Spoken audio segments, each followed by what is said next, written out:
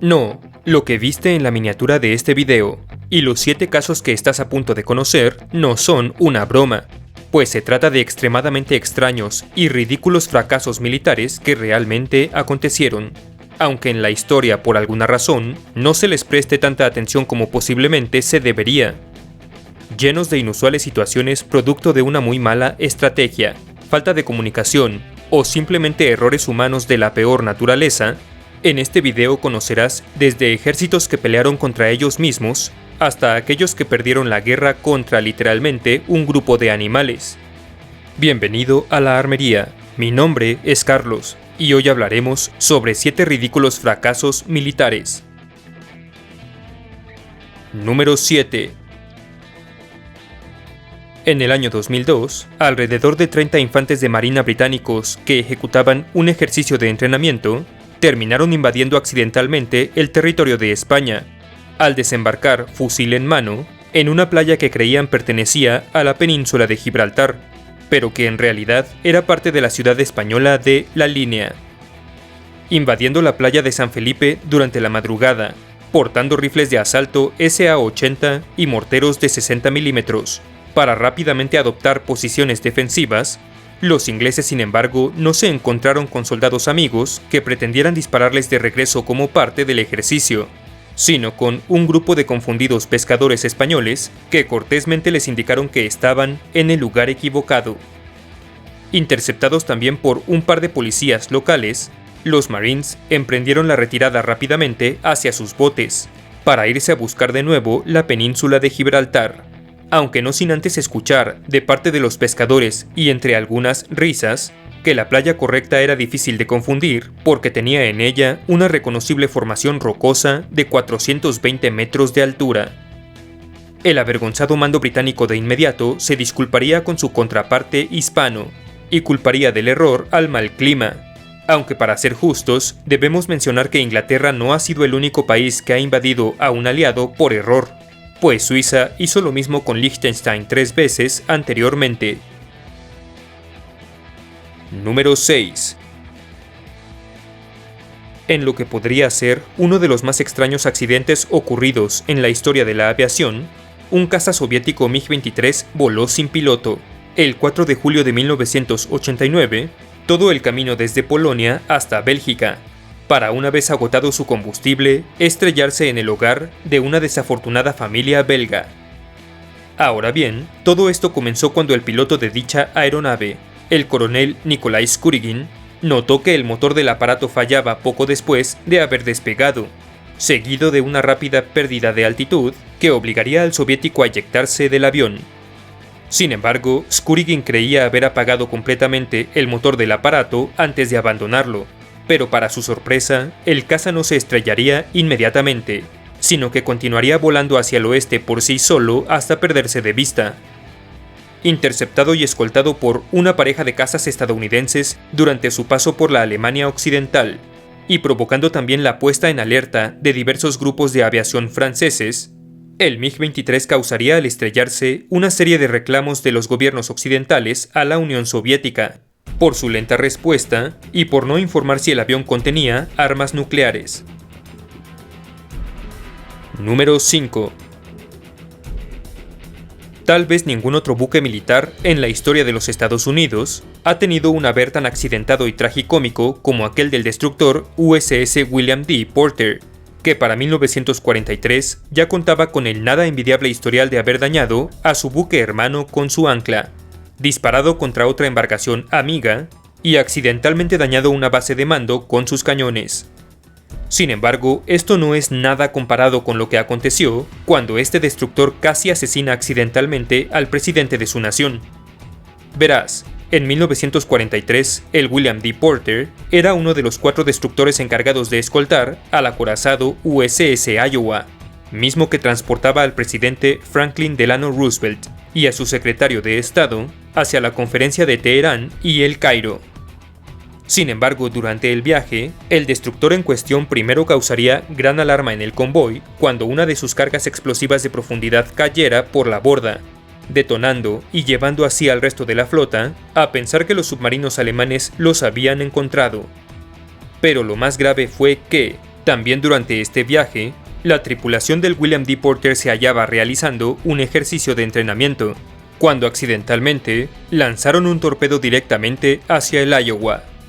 Por fortuna, el acorazado lograría esquivar el disparo por unos cuantos metros, pero inmediatamente apuntaría todos sus cañones hacia el Porter, sospechando por supuesto un intento de asesinato. Ordenándose la separación del buque del convoy, este navegaría hacia Bermuda, donde toda su tripulación sería arrestada, y solo la intervención de Roosevelt más tarde lograría el perdón de todos los marineros. Número 4. Batalla de Pradera del Ganso. Acontecida durante la Guerra de las Malvinas, este enfrentamiento pasaría a la historia principalmente por dos cosas. Una, por ser la primera y más sangrienta batalla terrestre entre el Reino Unido y Argentina, y dos, por ser el incidente en que la televisora inglesa BBC pudo haber comprometido una operación militar. Verás, habiendo desembarcado en secreto en la isla, los soldados británicos se hallaban preparando un ataque sorpresa sobre las posiciones argentinas, cuando repentinamente la BBC anunciaría, con bombo y platillo y en radio internacional, que la incursión inglesa sobre el istmo de Darwin era inminente, delatando así el movimiento sorpresivo de los europeos ante todo el mundo, incluyendo Argentina. Esto enfureció a los comandantes británicos en tierra a tal nivel que uno de ellos, el teniente coronel H. Jones, juraría demandar a la radiodifusora y al ministro de Defensa por traición. Sin embargo, Jones continuaría con la operación, teniendo la esperanza de que el mando argentino creyera que tal revelación no era nada más que una treta para despistarlos y tomarlos por sorpresa en alguna otra parte. Por fortuna para los ingleses, la corazonada de Jones resultaría ser acertada, pues el comandante de las fuerzas argentinas, teniente coronel Italo Piaggi, no creía que los británicos fueran tan lerdos como para revelar sus planes en la radio pública, optando por mantener un estado de alerta generalizado en el archipiélago. Finalmente, a pesar de este garrafal error inglés, más mediático que militar, la potencia europea ganaría este primer enfrentamiento de la guerra. Número 3. Accidente del crucero Bahía. Con la Segunda Guerra Mundial a punto de terminar en Europa, la tripulación del crucero brasileño Bahía, estacionado al noreste de su país de origen para proteger a los convoyes aliados de los submarinos alemanes, decidió realizar un ejercicio de defensa antiaérea con munición real, atando una cometa o papalote a la popa del buque para dispararle en cuanto ésta se elevara. Desafortunadamente, durante el ejercicio, y producto de no contar el buque con balaustradas que impidieran que sus armas apuntaran demasiado bajo, uno de los artilleros participantes accidentalmente le disparó a un grupo de cargas explosivas de profundidad que se hallaban sobre el navío.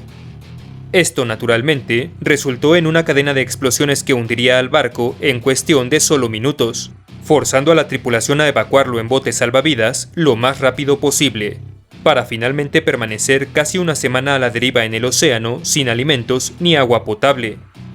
Así, el error de un artillero novato o distraído y una seria omisión de diseño en el buque causarían que de los 350 hombres a bordo, solo 36 sobrevivieran a este muy desafortunado accidente. Número 2.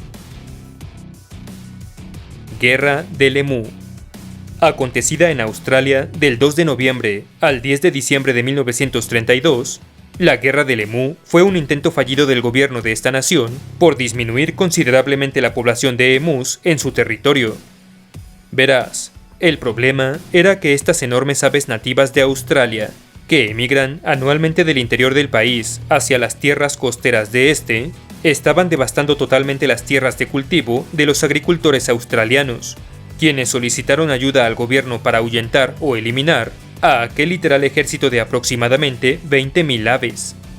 Sin embargo, al ministro de Defensa de dicha nación no se le ocurrió mejor idea que enviar un contingente de personal militar equipado con ametralladoras para exterminar a los emús en una actividad que, en teoría, acabaría con el problema y serviría de práctica de tiro a los soldados.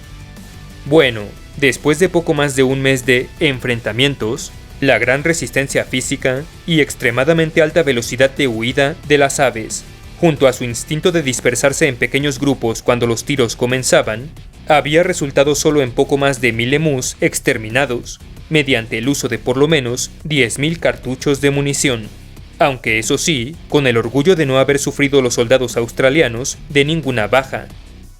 Después de esta guerra, y de haber notado la excepcional movilidad de los emus, el mayor G.P.W. Meredith, comandante de las fuerzas australianas, comentaría: «Si tuviéramos una división militar de estas aves, capaces de transportar armas y munición, y resistentes al fuego de ametralladora, podríamos ganarle a cualquier ejército del mundo». Número 1. Batalla de Caránsebes. El 21 de septiembre de 1788, el ejército austriaco, compuesto de 100.000 hombres, se preparaba para defenderse de un posible ataque otomano en la región de Caránsebes, por lo que acamparía a un lado del río Timis mientras enviaba a sus húsares a explorar la región circundante. Estos se encontrarían al atardecer con un grupo de gitanos en plena fiesta, quienes invitarían a los jinetes a participar en la celebración y comprarles alcohol. Cruzando el río para buscar a los húsares, después de que estos obviamente no regresaran al campamento, un pelotón de infantería pronto hallaría al grupo perdido, para después exigirles que compartiesen su alcohol antes de regresar a la base. Sin embargo, ante la negativa de los húsares, ambos grupos comenzarían una agitada discusión que rápidamente degeneró en una escaramuza armada entre hombres alcoholizados, todos quienes, en medio de la confusión, finalmente emprenderían la retirada hacia el campamento.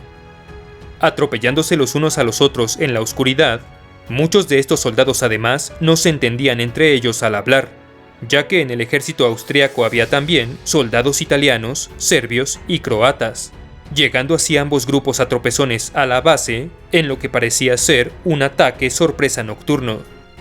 Así pues, al ver la turba que se acercaba, la artillería del campamento abriría fuego contra ella, lo que a su vez despertaría a todo el ejército para comenzar una batalla que resultaría en miles de bajas y la total retirada austriaca de Caránsebes. 2 días después, los otomanos llegarían al lugar, solo para descubrir al ejército austriaco destrozado y tomar la región sin necesidad de batalla. Si te gustan los cuchillos de supervivencia, no olvides visitar la web de Aitor, patrocinador oficial de la armería. Link y cupones en la descripción. Si el video te gustó, me ayudarías mucho con tu like y suscripción, así como tu visita a mis redes Facebook, Twitter e Instagram, cuyos enlaces tienes en la descripción. Un abrazo a los generales de la armería: Gustavo Plaza, de Soccer, Mateo Manuel Dirieburna, Médico Rubén Darío Fonseca B, un tal Oscar por ahí, Pablo Alessandrini, Ernesto Hernández Puga, Ribenk, Gustavo Durand, Daniel Ignacio Barrera, Emilio Anguiano, Ramón Piña, Walter Uboldi, Mr. X Fox, Ana Gamiño, Carlos Hernández, Gerardo Sánchez de la Barquera, Michael José Mayorga Salazar, Mauricio Jiménez Ríos, Kelvin Cero, Emanuel Seoane y Zorro Chilote con Café, así como a los miembros tropa y oficiales por su invaluable apoyo. Muchas gracias y hasta la próxima.